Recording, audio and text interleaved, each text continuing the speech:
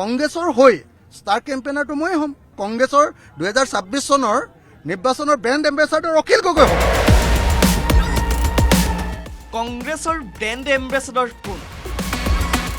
কংগ্ৰেছৰ brand ambassador হিচাপে নিজকে ঘোষণা কৰিছিল অখিল গগৈয়ে। নিজকে কংগ্ৰেছৰ ষ্টাৰ কেম্পেইনাৰ বুলিও কৈছিল অখিল গগৈয়ে। কিন্তু নাম নোলোৱাকৈ অখিল গগৈৰ দাবীক প্ৰত্যাখ্যান গৌৰৱ গগৈৰ। কি কৈছিল অখিল গগৈয়ে? মনত ৰাখক যে এইবাৰ কংগ্ৰেছ দলৰ আটাইতকৈ ডাঙৰ ষ্টাৰ কেম্পেইনাৰ মই অখিল গগৈ হ'ম।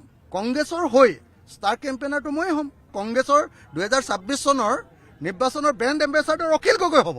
কংগ্ৰেছৰ এইবাৰ মই ব্ৰেণ্ড এম্বেচাডৰ, আৰু এইবাৰ মই কিন্তু কংগ্ৰেছ নহয়, ব্ৰেণ্ড এম্বেচাডৰহে। মোক ভাড়া কৰি নিব লাগিব। অখিল গগৈ নহয়, প্ৰদেশ কংগ্ৰেছৰ সভাপতি গৌৰৱ গগৈৰ ঘোষণা। কংগ্ৰেছৰ ব্ৰেণ্ড এম্বেচাডৰ নেতাকৰ্মীসকল, আমাক বেলেগ ব্ৰেণ্ড এম্বেচাডৰ নালাগে, কংগ্ৰেছ কৰ্মী মোৰ বাবে ব্ৰেণ্ড এম্বেচাডৰ। এক প্ৰকাৰ অখিল গগৈক উদ্দেশ্যে এই মন্তব্য কৰিলে প্ৰদেশ কংগ্ৰেছৰ সভাপতিজনে। ৰাজীৱ ভৱনত কিমান মানুহ গৈছে দেখিছে নাই? দেখা দেখি ভাল লাগিছে নাই? লাগিছে। মই কলো এই সকল যে আমাৰ কংগ্ৰেছৰ সাধাৰণ কৰ্মীখিনি যে অসমৰ 126টা সমষ্টিৰ পৰা গৈ গুৱাহাটী ৰাজীৱ ভৱনত জয় আই অসম কংগ্ৰেছ পাৰ্টি জিন্দাবাদ যে কৈছে, সেয়া হ'ল আমাৰ কংগ্ৰেছৰ মূল ব্ৰেণ্ড এম্বেচাডৰ।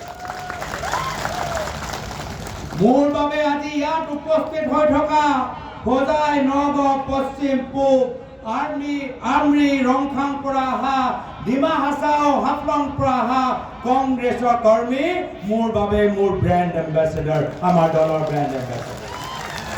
আমাক আৰু এম্বেচাডৰ নালাগে। ইপিনে অখিল গগৈৰ দাবীক কটাক্ষ শাসক পক্ষৰ। এটা দলৰ এজন নেতা বেলেগ এটা দলৰ কেম্পেইনাৰ আমি ইতিহাসত প্ৰথম দেখিবলৈ পাম।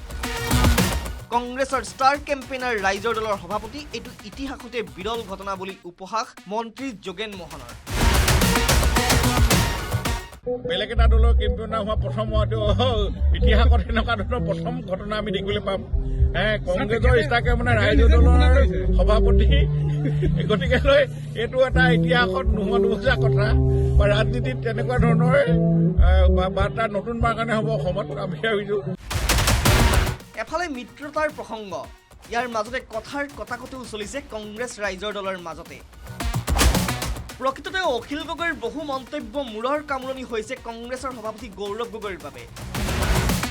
তথাপিও ভোটৰ সমীকৰণৰ বাবে এতিয়া অখিল গগৈৰ পৰা আঁতৰি আহিবলৈও বিবুধিত পৰিছে কংগ্ৰেছ নেতৃত্ব।